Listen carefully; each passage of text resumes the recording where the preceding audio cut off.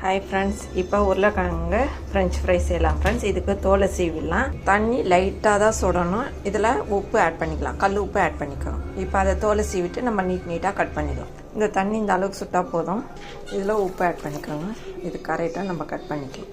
இப்போ இது எல்லாத்துக்கும் தோலை சீவியாச்சு. இப்போ நம்ம நீட்டாக கட் பண்ணிடலாம். இப்போ இதை குறுக்கில் ரெண்டாக கட் பண்ணிக்கோங்க. இப்போ இந்த பாதியை நல்லா மெலிசாக கட் பண்ணிக்கலாம். இப்போ பாருங்கள், இந்த மாதிரி தான் நல்லா கட் பண்ணிக்கணும் ஃப்ரெஞ்ச் ஃப்ரைஸ்க்கு.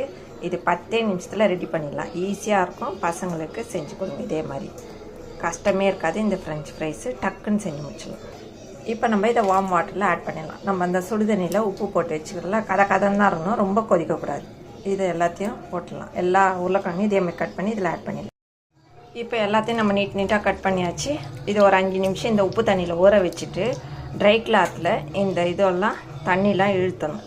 சும்மா துணியில் போட்டு எடுத்துடலாம். இந்த தண்ணி இல்லாது, இல்லைன்னா சடன்னு தண்ணியில் இதுவாகும் எண்ணெயில். இப்போ இந்த மாதிரி காட்டன் கிளாத்தில் போட்டுக்கோங்க. உடனே தான் எடுத்துடணும். ரொம்ப நேரம்லாம் தண்ணி ஈரட்டோன்னு விடக்கூடாது. இப்போ இதை ஒரு பிளேட்டில் இப்படி மாற்றிக்கலாம். இப்போ லைட்டாக கோட் ஆகிற மாதிரி கார்ன்ஃப்ளவர் மாவு தூக்கிக்குவோம். ரொம்ப தூவ வேணாம், லைட்டாக கோட் ஆச்சுன்னா போதும். நல்ல மொறுன்னு டேஸ்ட்டாக இருக்கும். இதை நல்லா கோட் பண்ணிவிடுங்க. ரொம்ப மாவு தூவனா, லைட்டாக இருந்தால் போதும் ஸ்ப்ரே பண்ணால். இப்போ நம்ம இதை எண்ணெயில் ஆட் பண்ணிடலாம். இப்போ கடாய் வச்சு எண்ணெய் ஆட் பண்ணிக்கோங்க. எண்ணெய் நல்லா காயட்டும். இப்போ எண்ணெய் காஞ்சிச்சு, இதை ஆட் பண்ணிடலாம். பொறுமையாக போடுங்க, கையில் பற்ற போதும். இது ஈஸியாக அந்த ஃப்ரெஞ்ச் ஃப்ரைஸ் செஞ்சிடலாம். டக்குன்னு 10 நிமிஷத்தில் ஆகிடும். இதே மாதிரி செஞ்சு சாப்பிட்டுப்பாங்க. நல்லா மொறுன்னு டேஸ்ட்டாக இருக்கும். இப்போ நல்லா திருப்பி விடுங்க. நல்லா மொறுன்னு ஆகிடும். நல்லா மொறுன்னு நல்லா செவந்துச்சு பாருங்கள். இப்போ நம்ம இதை எடுத்துடலாம்.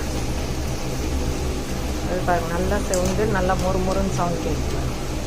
லைட்டாக சால்ட்டு ஆட் பண்ணிக்கோங்க. ரொம்ப வேணாம், லைட்டாக போட்டுங்க. ஏன்னா நம்ம உப்பு தண்ணியில் தான் ஊற வச்சுக்கிறோம். சும்மா சாப்பிடும்போது நல்லா அந்த டேஸ்ட் வரும்.